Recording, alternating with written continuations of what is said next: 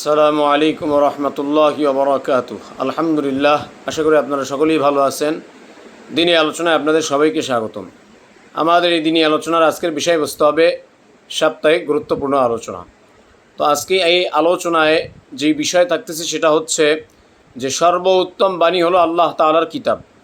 দুনিয়ার মধ্যে সর্বোত্তম বাণী, সর্বোত্তম কথা হলো আল্লাহ পাক রব্বুল আলামিনের কিতাব, এবং সর্বোত্তম জীবন পদ্ধতি হলো মুহাম্মদ সাল্লাল্লাহু আলাইহি সাল্লামের জীবন পদ্ধতি। দুনিয়ার মধ্যে যত জীবন পদ্ধতি আছে চলার ক্ষেত্রে, এই জীবন পদ্ধতির মধ্যে সর্বোত্তম জীবন পদ্ধতি হলো রাসূলুল্লাহ সাল্লাল্লাহু আলাইহি সাল্লামের জীবন পদ্ধতি। মুসলিম শরীফের হাদিস, আন জাবির রাদিয়াল্লাহু তাআলা আনহু قال قال رسول الله صلى الله عليه وسلم আম্মা বাদু। হযরত জাবের রাদিয়াল্লাহু তাআলা আনহু থেকে বর্ণিত, তিনি বলেন রাসূলুল্লাহ সাল্লাল্লাহু আলাইহি ওয়াসাল্লাম বলেছেন, হামদ ও সালাতের পর বলছি। রাসূলুল্লাহ সাল্লাল্লাহু আলাইহি ওয়াসাল্লাম বলতেছেন যে হামদ ও সালাতের পর বলতেছি কি, ফাইন্না খায়রাল হাদিসি কিতাবুল্লাহ। রাসূলুল্লাহ সাল্লাল্লাহু আলাইহি ওয়াসাল্লাম বলেন যে সর্বোত্তম বাণী হলো আল্লাহর কিতাব। দুনিয়ার মধ্যে যত বাণী আছে, যত মনীষীদের বাণী বলেন, যে কথাই বলেন না কেন, এই বাণীগুলোর মধ্য থেকে, কথাগুলোর মধ্য থেকে সর্বোত্তম বাণী হচ্ছে আল্লাহ পাক রব্বুল আলামিনের কিতাব। আল্লাহ তাআলার কিতাবের চাইতে সর্বোত্তম বাণী আর দুনিয়ার মধ্যে নেই। এটা রাসূলুল্লাহ সাল্লাল্লাহু আলাইহি সাল্লাম বলতেছেন এবং এটাই সত্য। এরপরে রাসূলুল্লাহ সাল্লাল্লাহু আলাইহি সাল্লাম বলেন, ওয়া খায়রুল হুদা হাদিয়ু মুহাম্মাদিন, ওয়া খায়রুল হুদা হাদিয়ু মুহাম্মাদিন। রাসূলুল্লাহ সাল্লাল্লাহু আলাইহি সাল্লাম বলেন যে এরপরে সর্বোত্তম জীবন পদ্ধতি হলো মুহাম্মদ সাল্লাল্লাহু আলাইহি সাল্লামের জীবন পদ্ধতি। দুনিয়ার মধ্যে সবচাইতে সর্বোত্তম বাণী হলো আল্লাহ পাক রব্বুল আলামিনের কিতাব কোরআন, আল্লাহ তাআলার বাণী। এরপরে সর্বোত্তম জীবন পদ্ধতি হলো মুহাম্মদ সাল্লাল্লাহু আলাইহি সাল্লামের জীবন পদ্ধতি। এবারে যারা আল্লাহ তাআলার কিতাবের বাণীকে গ্রহণ করলো, আল্লাহ তাআলার বাণীকে গ্রহণ করলো, সে সর্বোত্তম বাণীকে গ্রহণ করলো। যারা রাসূলুল্লাহ সাল্লাল্লাহু আলাইহি সাল্লামের জীবন পদ্ধতিকে গ্রহণ করলো, তারা সর্বোত্তম জীবন পদ্ধতিকে গ্রহণ করলো। এরপর রাসূলুল্লাহ সাল্লাল্লাহু আলাইহি সাল্লাম বলেন, ওয়া শাররুল উমুরি মুহদাসাতুহা। রাসূলুল্লাহ সাল্লাল্লাহু আলাইহি সাল্লাম বলেন, সবচেয়ে নিকৃষ্ট আমল হলো নতুন উদ্ভাবিত আমল। সবচেয়ে নিকৃষ্ট আমল হলো নতুন উদ্ভাবিত আমল।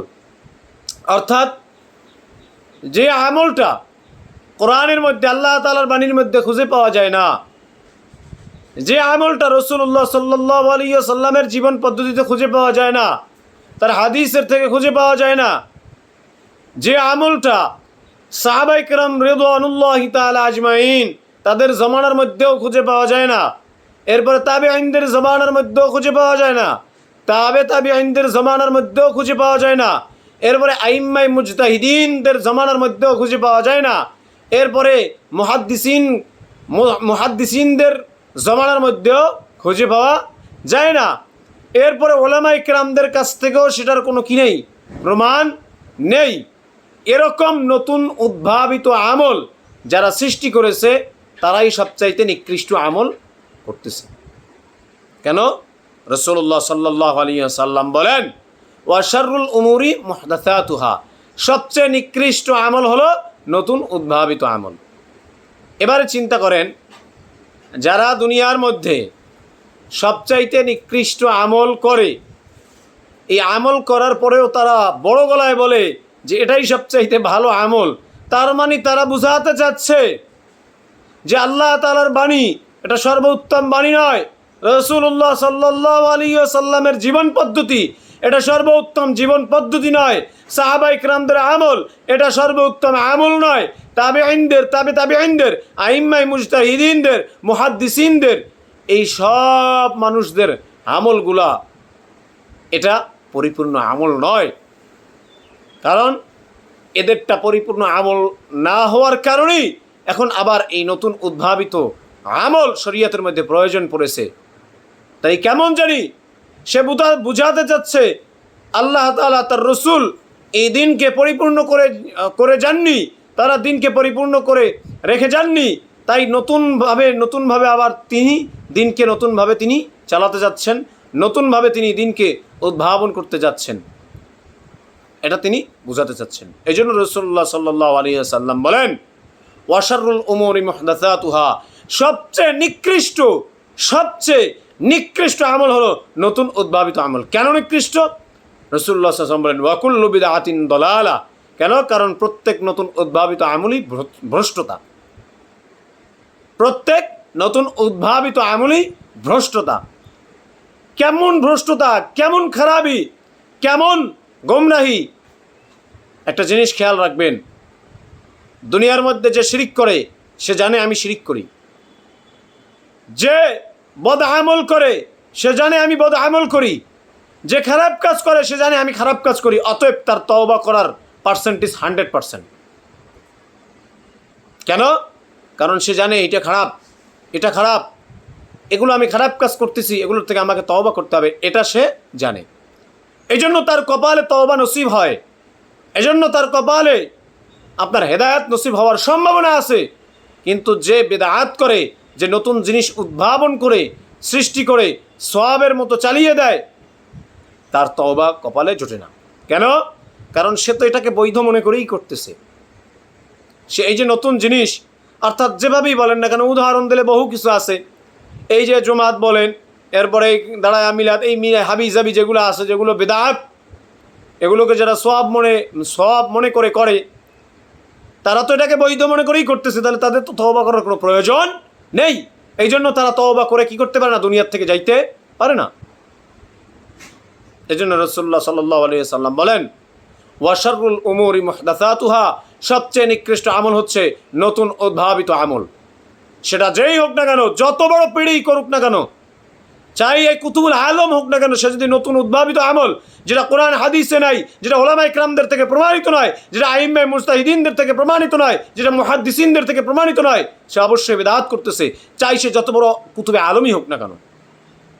আর তার এই বিদআত করার কারণে তার কপালে যতই দেখা যাক সে নামাজ পড়তেছে, কত কিছু করতেছে, তার কপালে এই গোমরাহির আপনার তওবা কোনোদিন তার কপালে জুটবে না, এবং সে এটার জন্যই সে কিয়ামতের দিন কবরে গেলে ভুগবে। সে যত বড়ই কুতুবে আলম হোক না কেন, সে যত বড়ই মিল্লাতে রসুল হোক না কেন, মনে রাখতে হবে রাসূলুল্লাহ সাল্লাল্লাহু আলাইহি ওয়াসাল্লাম স্পষ্ট বলেছেন যে সর্বোত্তম বাণী হলো আল্লাহ তাআলার বাণী, আর সর্বোত্তম জীবন পদ্ধতি হলো রাসূলুল্লাহ সাল্লাল্লাহু আলাইহি ওয়াসাল্লামের জীবন পদ্ধতি। আর সবচাইতে নিকৃষ্ট আমল হচ্ছে নতুন উদ্ভাবিত আমল, যে আমলটা সওয়াবের মাধ্যম হিসেবে চালিয়ে দেওয়া হয়। নতুন উদ্ভাবন করে যে এটা করলে সওয়াব পাওয়া যায়, এটা বলে সে চালিয়ে দেওয়া হয় যে আমলগুলা, সেটাই হচ্ছে সবচাইতে নিকৃষ্ট আমল। কেন? কারণ প্রত্যেক নতুন উদ্ভাবিত আমলই হচ্ছে ভ্রষ্টতা। এজন্য আমাদের সবাইকে আল্লাহ তাআলার বাণীকে সর্বোত্তম বাণী হিসেবে আমাদেরকে গ্রহণ করতে হবে, এবং তার বাণীকে, তার কথাকে সবচাইতে প্রাধান্য দিতে হবে। এরপরে রাসূলুল্লাহ সাল্লাল্লাহু আলাইহি সাল্লামের জীবন পদ্ধতি খুঁজতে হবে, এবং সেটা অনুযায়ী আমাদের জীবন পদ্ধতি গ্রহণ করতে হবে। এরপরে আমাদেরকে অবশ্যই নিকৃষ্ট নতুন উদ্ভাবিত আমল থেকে বেঁচে থাকতে হবে। কেন? কারণ এগুলো ভ্রষ্টতা। আর আমরা যদি ভ্রষ্টতা থেকে বেঁচে থাকতে না পারি, তাহলে আমাদের কপালে তওবা জুটবে না, এবং কিয়ামতের দিন আমরা নাজাত পাবো না। আল্লাহ পাক রব্বুল আলামিন আমাদের সবাইকে সর্বোত্তম বাণী, আল্লাহ তাআলার বাণী, এটাকে গ্রহণ করার তৌফিক দান করুক, এবং সর্বোত্তম জীবন পদ্ধতি রাসূলুল্লাহ সাল্লাল্লাহু আলাইহি ওয়াসাল্লামের জীবন পদ্ধতি, এটাকে গ্রহণ করার তৌফিক দান করুক, এবং সবচাইতে নিকৃষ্ট যে আমল, যেটা নতুন উদ্ভাবিত, এই নিকৃষ্ট আমল থেকে আমাদের সবাইকে বেঁচে থাকার তৌফিক দান করুক। আমিন। ওয়া আখিরু দাওয়ানা আলহামদুলিল্লাহি রাব্বিল আলামিন। আসসালামু আলাইকুম ওয়া রাহমাতুল্লাহি ওয়া বারাকাতুহু।